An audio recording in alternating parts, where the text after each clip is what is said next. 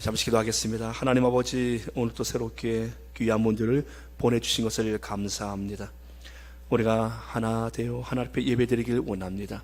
하나님께서 이 시간 우리 가운데 함께 해주시어서 하나님 처음 오신 분들 또 기존에 계신 분들 모두가 이 시간 하나님을 만나 뵙는 시간이 되게 해 주시옵시고, 하나님 이 시간에 주께서 주시는 그 은혜가 한량없이 임하여 우리 마음속에 잃어버린 기쁨 또 삶에 누려야 할 행복, 이 모든 것들이 회복되는 시간이 되게 하여 주시옵소서.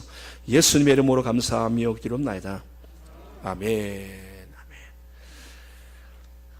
하나님 아버지의 마음이라는 제목으로 시간 말씀을 전하겠습니다. 자식의 부모는 어떠한 대상입니까? 자식은 부모를 사랑의 대상으로가 아니라 어떤 자신의 필요의 대상으로도 생각할 수가 있습니다. 부모는 그렇지 않아요. 부모는 자식을 절대적으로 사랑하는 대상으로 삼습니다. 그러기에 부모는요, 자식에게 모든 걸 다 주어도 아깝지 않는 대상이지요. 여러분들, 자식을 잃으면 부모는 평생 마음속에 두고 살아갑니다. 그러나 부모를 잃은 자식은요, 세월이 지나면 함께 흘러갑니다. 아늑하게 잊혀져 가요. 부모가 자식을 생각하는 마음은요, 그 자식은 자신이 부모가 되기 전까지는 부모의 마음을 다 헤아리지 못합니다. 여름만 되지면 아버지가 생각나요. 따뜻한 여름 되시면은 저희 아버지는 보신탕을 되게 좋아하셨어요. 우리 가운데 어떤 분은 아니 보신탕 하면 또 뭐 이상하게 생각할지 몰라도 저는 어릴 때부터 굉장히 즐겨 먹었어요. 저는 어릴 때부터. 그래서 아버지가 여름 되면은 보신탕을 매우 좋아하셔서 대접을 해드리면은 그렇게 좋아하셨어요. 그러니까 여름만 되면은 그 아버지에 대한 생각이 떠올라요. 이 여름에 보신탕 한 그릇 대접해드리면 참 좋으실 텐데. 여러분, 자식은 심리를 생각하지만 부모는 자식의 천리를 내다보고 생각합니다. 부모는 자식의 장래를 깊이 생각합니다. 이 아이에게 필요한 것이 무엇인가, 이 아이의 영혼에 유익한 것이 무엇인가. 부모는 자식을 향하여서 늘 생각을 합니다. 자식이 10명이면은 10명 모두가 다 귀해요. 근데 여러분들, 각자 자식들이 다 재능이 다릅니다. 성품도 다릅니다. 그리고 서양도 달라요. 부모는 자식의 삶이 부모의 인생보다 더 행복하기를 바랍니다. 그리고 사실은 부모는요, 그 자식이 어떠한 사람인가를 누구보다 잘 알고 있습니다. 그 자녀가 잘하는 것, 그리고 자녀가 힘들어하는 것, 그것을 부모는 잘 파악하고 있습니다. 오늘 본문에 우리는 이해할 수 없는 한 아버지의 모습을 봅니다. 그 아버지에게는 두 아들이 있습니다. 그 한 아들은 첫째, 장남은 든든합니다. 말이 없어요. 그리고 아버지 곁에 늘 항상 자리를 지키려고 합니다. 근데 그 첫째는요, 동생에게 늘 좀 당했어요. 동생이 얼마나 약삭빠른지 형을 이겨먹으려 합니다. 좋은 것을, 형 것을 늘 가지려고 하려고 합니다. 그 동생은요, 형을 형이라고 생각을 하지 않아요. 그래서 그 동생은 형한테 상처를 줍니다. 형은 그렇지만 작은 아들에 비해서 희생할 줄 알고 큰 아들로서 아버지 옆에서 든든하게 늘 함께 하려고 합니다. 그런 아들을 볼 때 아버지의 마음에는 큰 아들을 볼 때 대견하고 기특하고 고맙기도 합니다. 역시 큰 녀석이야. 여러분들, 둘째 아들은 어떻습니까? 큰 아들과는 너무나 다릅니다. 한 배에서 나왔는데 첫째와 둘째가 그렇게 다를 수가 없어요. 둘째는 자기가 필요한 것은 어떻게든지 거침없이 얻어내려고 합니다. 때를 쓰든지 어떤 계획을 하든지 자기가 필요한 것은 항상 받아내려고 하고 취하려고 합니다. 거침없는 성격입니다. 형과는 달라요. 표현을 잘합니다. 집에서는 아버지나 형과의 관계는 그리 썩 좋지 않지만 밖에 나가서는 인기가 좋아요. 수친구들이 많습니다. 그런 남자분들이 있습니다. 집에서는 별로 인기가 없는데 밖에 나가면 인기가 좋아요. 밖에 나가면 친구들한테 인기가 좋고, 저 어디 저쪽에 또 한잔 마시러 가면 거기서 인기가 좋고, 늘 그 사람은 인기가 좋아요. 근데 집에 오면 인기가 없어요. 마치 이 둘째 아들이 그와 같습니다. 이 아들이 이기적이고 자기 중심적인 모습이 형과는 너무 다릅니다. 그렇지만 아버지가 볼 때는 둘째 아들도 너무나 이쁩니다. 건강하게 잘 자라줘서 고맙습니다. 그리고 고마워합니다. 그 아들을 볼 때마다 그 아버지 말합니다. 착한 내 아들, 착한 내 아들. 다른 사람들이 볼 때는 하도 안 착한 것 같은데 그 아버지는 말합니다. 착한 내 아들. 어느 날 그 아들이 성인이 되어집니다. 아버지에겐 두 아들이 전부 다 삶의 희망이었고 전부라 말할 수 있어요. 너희들만 보면 내가 입맛이 돌고 힘이 난다. 그 아들들과 함께 밥을 먹는 것이 그 아버지에게 너무나 기뻐요. 근데 어느 날 둘째 아들이 아빠, 나 올해 성인이 됐어요. 성인, 나이가 찼어요. 이제 어른입니다. 아빠, 저에게 돌아올 분깃을 좀 주십시오. 아니, 아버지한테 유산을 달라 말합니다. 그것도 자기에게 돌아올 분깃을 달라 말합니다. 그 아들은 이미 계산 다 끝냈어요. 아버지 재산 파악 다 했고 형에게 돌아갈 것, 내게 돌아올 것 이미 계산을 다 끝내놓고 아버지에게 청구서를 내미는 겁니다. 재산이라는 것은요, 아버지가 이군 것이지 그 아들은 공이 없습니다. 아버지가 줄 수도 있고 10년 뒤에 주던지, 뭐 내가 죽은 이후에 가져가라, 죽은 이후에 주던지, 그건 아버지의 권한입니다. 근데 그 둘째 아들은 말합니다. 내게 돌아올 분깃을 내게 주소서. 그 분깃이 마치 자기 것처럼 당당히 요청을 합니다. 귀한 게 없어요. 근데 그 아버지 그 같은 요청을 받았을 때 아버지의 마음 어땠을까요? 그 아들의 눈에는 아버지의 관계보다도 아버지의 재산이 눈에 들어온 겁니다. 그런 아들을 바라볼 때 아버지의 마음이 섭섭합니다. 철없는 녀석, 인생에 뭐가 중요한지 모르는구나.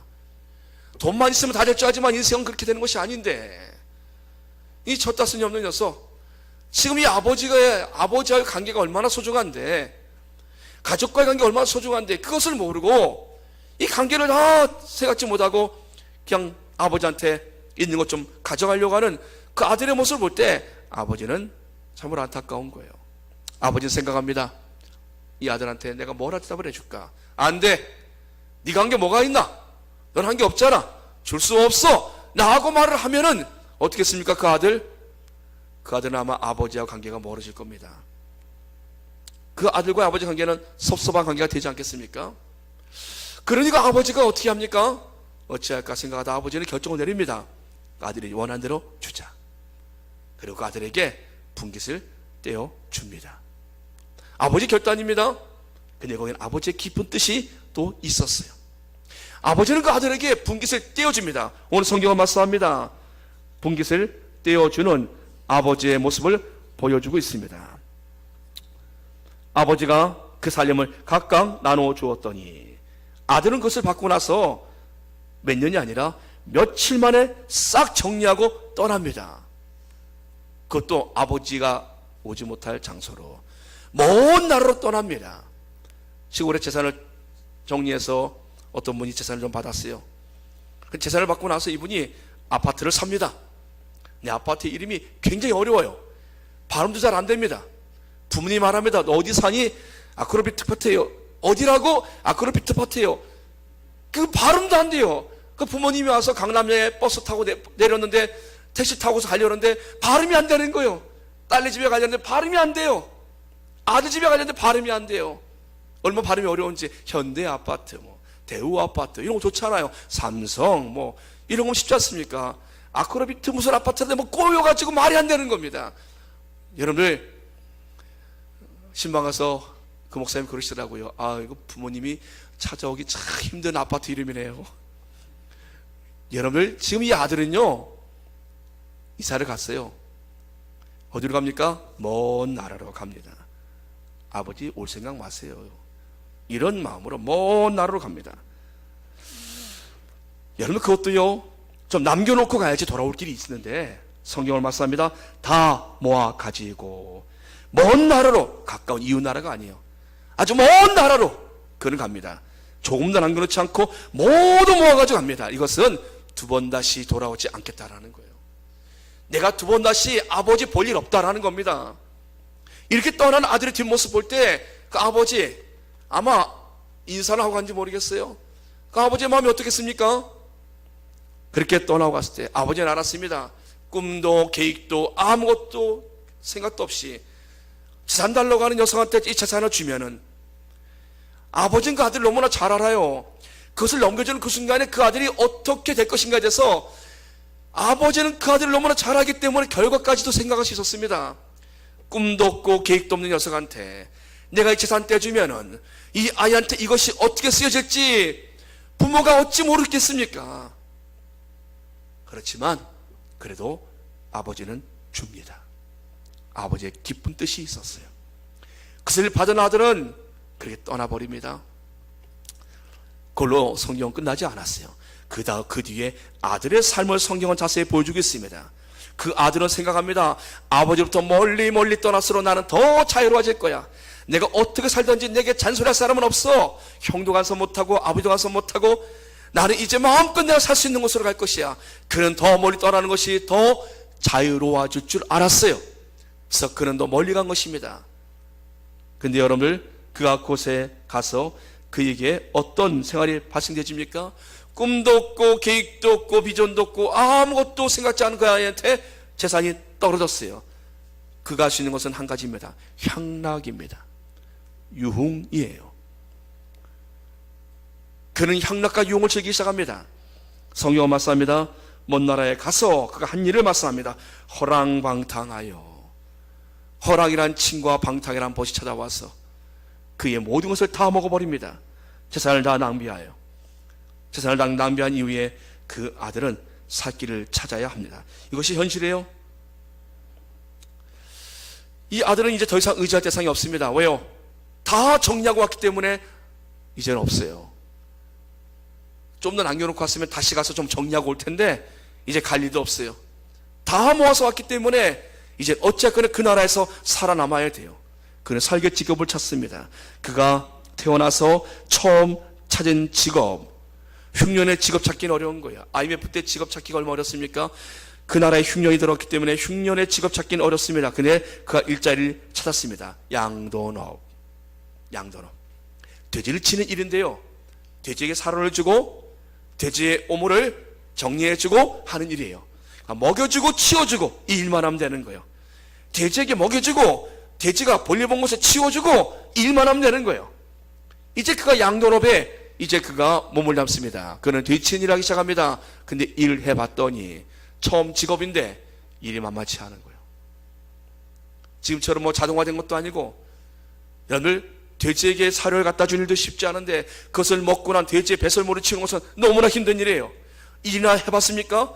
배설물 치우다가 잘못하면은 이것을 뒤집어 쓰는 게 이게 뭐 이 아들의 뭐 하는 모습이에요. 일을 해봤어야죠, 이 아들이.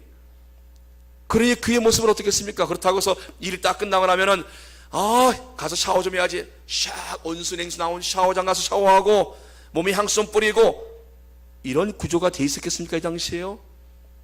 아마 그는 먹는 것, 자는 것, 씻는 것 그는 쉽지 않았을 것이에요. 그는 이런 삶을 살 때 그는 어떻습니까? 그는 자신에게 지금 있는 이 모습을 통해서 자기의 모습을 봅니다. 근데 그가 자기의 모습을 어느 날 보는 순간에 알았어요. 나는 여기서 죽여 죽겠구나. 난 여기서 죽여 죽겠구나. 그는 죽음을 처음 생각합니다. 이렇게 일하다가는 제대로 먹지 못하고 씻지 못하고 제대로 이렇게 생활하지 못하다는 나는 여기서 병들어 죽든지 나는 죽겠구나. 내 몰골을 봐라. 내 몰골 봐라. 이게 사람이야 돼지야. 돼지하고 섞였으면 돼지인지 사람인지 모를 정도예요. 하도 오물을 뒤집어 써가지고 이거는 사람이 살아갔지 않은 자기 모습을 보면서 깜짝 놀랍니다. 그는 그때 비로소 생각납니다. 내 아버지 집에는 이런 일꾼은 얼마나 많은가. 내 아버지 집에는 나보다 이렇게 못난 일꾼은 없을 터인데 이게 나는 뭔가. 그는 비로소 아버지의 집이 생각이 나요. 사랑하는 여러분들, 인생의 실패와 아픔은요 하나님께 돌아오는 기회가 되어지는 겁니다. 하나님은 때로 우리에게 그래서 인생의 슬픔과 또 역경과 고난과 실패를 주셔요. 저는 성공하고 죽게 돌아온 인생보다 실패하고 돌아온 인생들을 전 더 많이 봤습니다. 사람은요 삶의 고통 속에 있을 때 비로소 자신의 모습을 보게 되어집니다. 주변을 보기 시작합니다. 그리고 그는 하나님을 향한 마음이 들어오기 시작해요. 가난한 마음이 들어오는 것이지요. 이 아들에게도 그런 마음이 들어옵니다. 그는 이와 같이 말합니다. 내가 일어나 아버지께로 가서 이르기를 아버지 내가 하늘과 아버지께 죄를 지었사오니 아버지 집으로 나를 품꾼히 하라 여기소서. 이렇게 말하고 아버지 집에 가서 일하는 게 낫겠다. 여기서 뒤치는 일보다 내가 아버지의 집에 가서 일하는 게 낫겠다.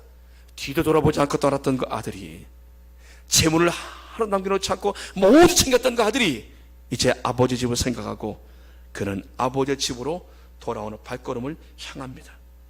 사랑하는 여러분들, 둘째 아들이요 다 잃어버렸어요. 근데 그가 하나 잃어버리지 않은 것이 있어요. 아버지를 향한 믿음이에요.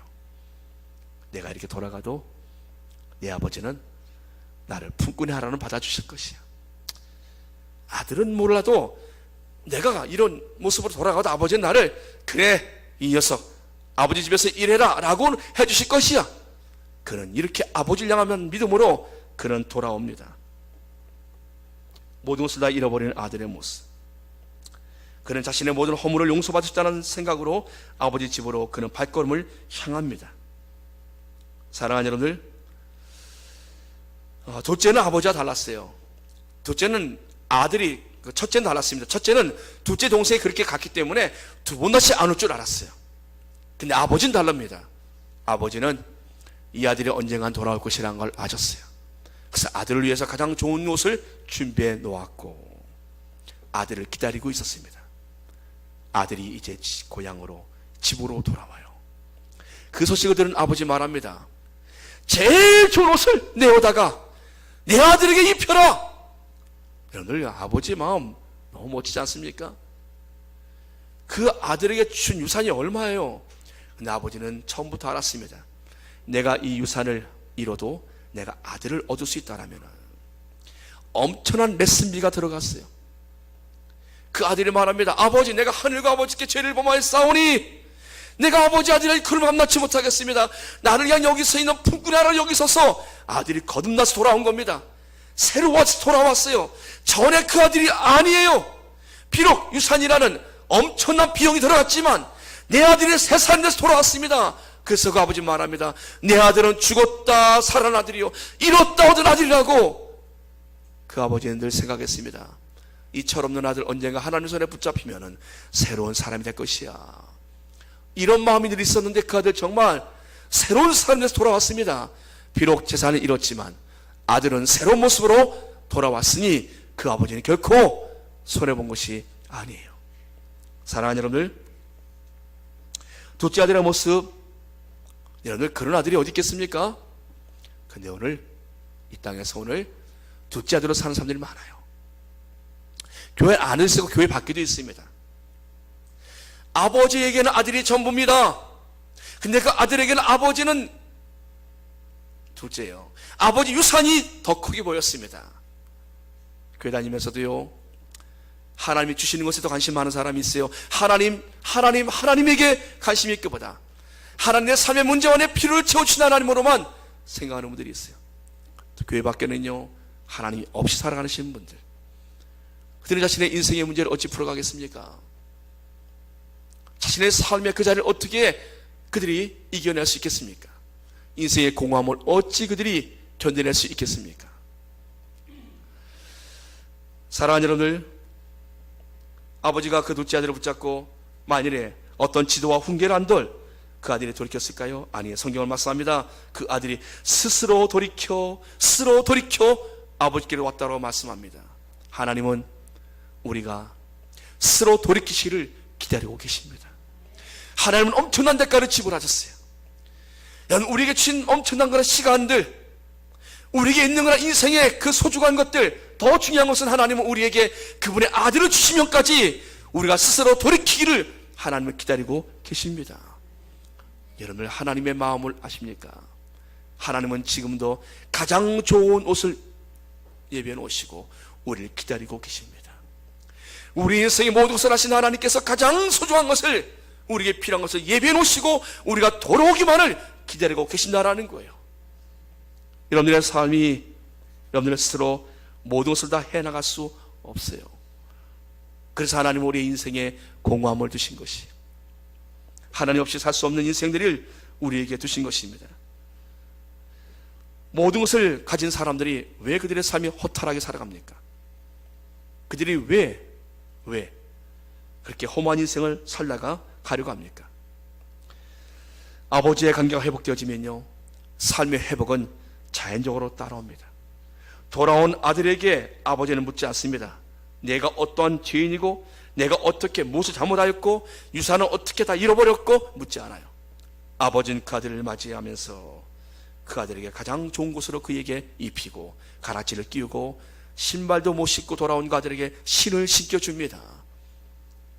이유는 하나님이다. 아들을 사랑하기 때문에. 하나님 우리 인생을 형통하고 늘 잘 되도록 두지 아니하셨어요. 실패를 두시고 고난을 허락하신 이유는요, 우리가 하나님께 돌아오게 하기 위한 하나님의 뜻이 그 안에 있습니다. 사랑하는 여러분들, 내 삶이 어려울 때 기억하십시오. 내가 하나님께 나갈 수 있는 은혜의 시간이구나.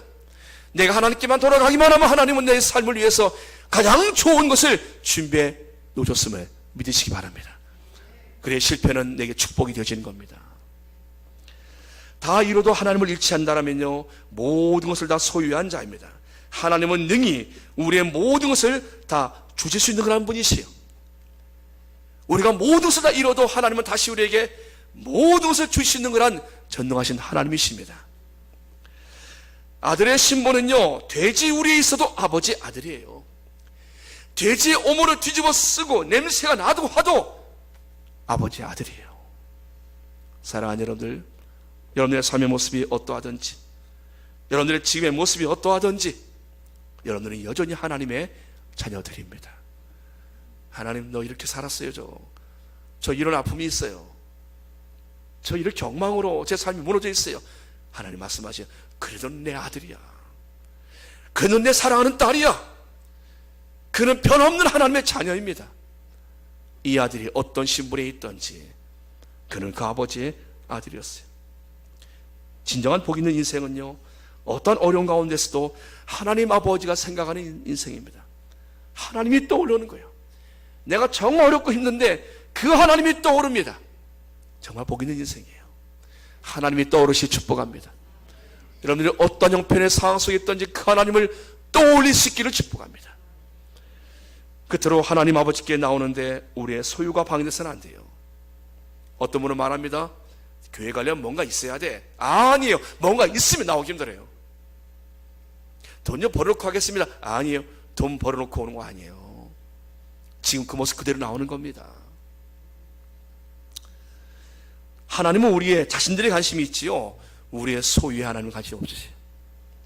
하나님은 우리 한 사람 한 사람이 하나님의 전부이시죠.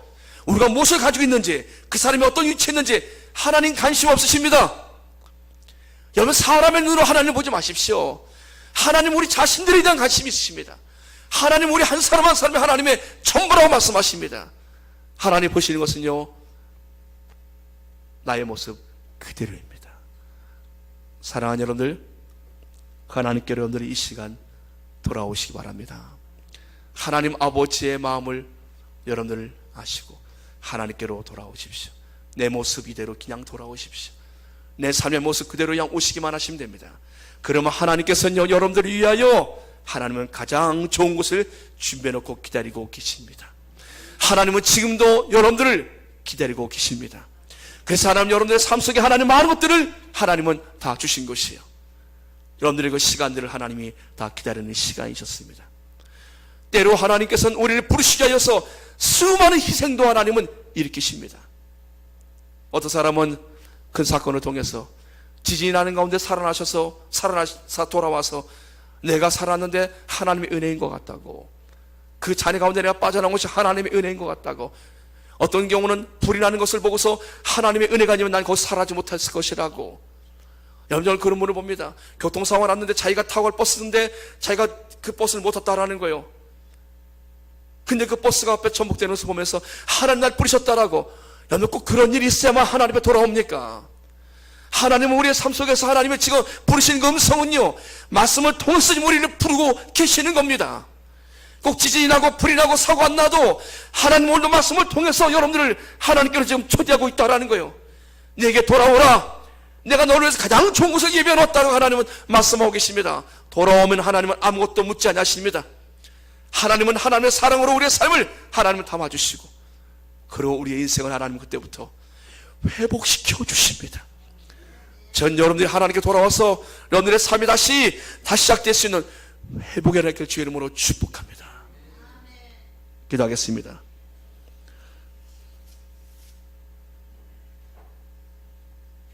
아들에게는 아버지의 소유가 보였습니다. 아들에게는 아버지와의 관계가 멀어지는 것이 자유라고 생각하였습니다.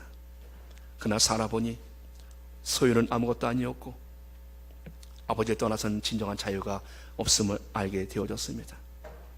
하나님, 이 시간 주 앞에 우리가 돌아오길 원합니다. 하나님, 이 시간 우리의 마음이 하나님께 돌아오길 원합니다. 하나님을 떠났던 하나님의 사람들이 돌아오긴 하여 주옵시고, 우리가 어떠한 모습, 어떠한 형편에 있든지 나를 사랑하신 그 하나님의 품으로 돌아오는 귀한 시간 되게 하여 주옵소서. 주를 만나지 못한 사랑하는 성들을 하나님, 이 시간 하나님의 사랑의 음성을 듣게 해 주옵시고, 하나님을 만남으로 하나님의 새로운 삶을 출발하도록 은혜를 주옵소서. 내 삶의 그 모든 것을 채워주시는 그 하나님, 그 하나님 나의 아버지 되심을 알게 하여 주시옵소서. 예수님의 이름으로 감사하며 기도합나이다. 아멘.